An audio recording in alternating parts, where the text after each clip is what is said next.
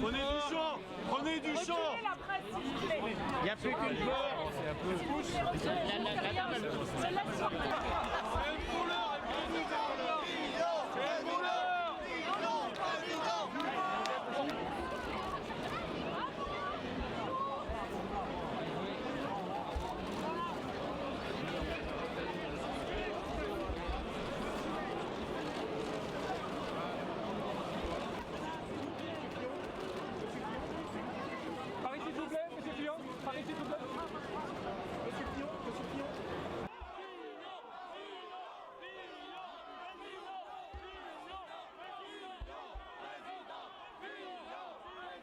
Les agriculteurs ont quasiment pas de salaire, les prix sont à la baisse et la place de l'agriculture française dans le monde recule.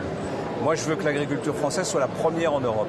On a le territoire, on a le climat, on a les savoir-faire, on a les traditions. Il n'y a aucune raison qu'on ne soit pas les premiers en Europe. Et donc je viens voir les agriculteurs pour leur présenter mon projet. Je veux qu'ils soient traités comme des entrepreneurs, qui bénéficient des baisses de charges comme les entrepreneurs, qu'on supprime toutes les normes françaises qui ont été rajoutées par-dessus les normes européennes, qu'on leur donne la possibilité de gérer les aléas climatiques et économiques, et enfin qu'on révise la politique agricole commune, qui est absolument indispensable. Je le dis à ceux qui croient qu'en sortant de l'Europe, on pourrait s'en sortir, c'est juste le contraire. Mais il faut une politique agricole commune qui soit inspirée par la France. Pour ça, il faut une France qui soit forte. Voilà, c'est ce que je suis venu dire.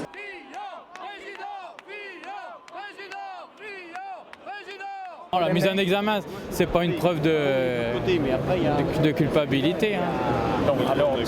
Il y en a bien d'autres qui ont été. Pour l'instant, comment il ne sera pas condamné avant les élections? Il ne faut pas rêver.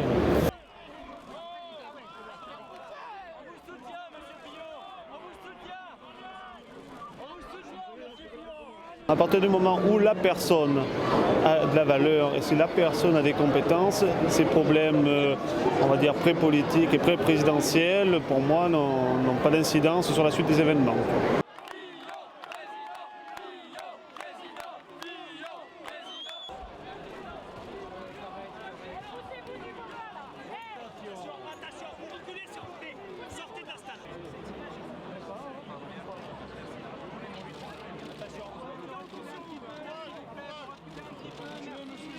Je ne suis pas responsable du fait que deux candidats, et qui ne sont pas des moindres de notre campagne, ont décidé d'abord de ne pas totalement respecter la justice de notre pays et en appel à des trêves, décident de continuer à faire campagne alors qu'ils sont sous le coup de procédure judiciaire. Nous ne sommes pas responsables de ça. Il ne faut pas mettre toute la classe politique et tous les projets politiques dans cette même situation. Je suis désolé de vous le dire.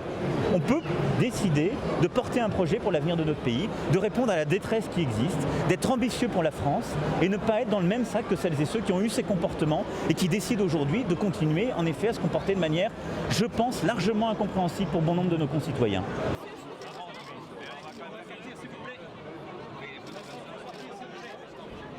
On leur propose des solutions, on peut en débattre, il y a des gens qui ne sont pas d'accord, il y a des gens qui peuvent vous lancer des œufs, vous chariter, parfois ne pas être content.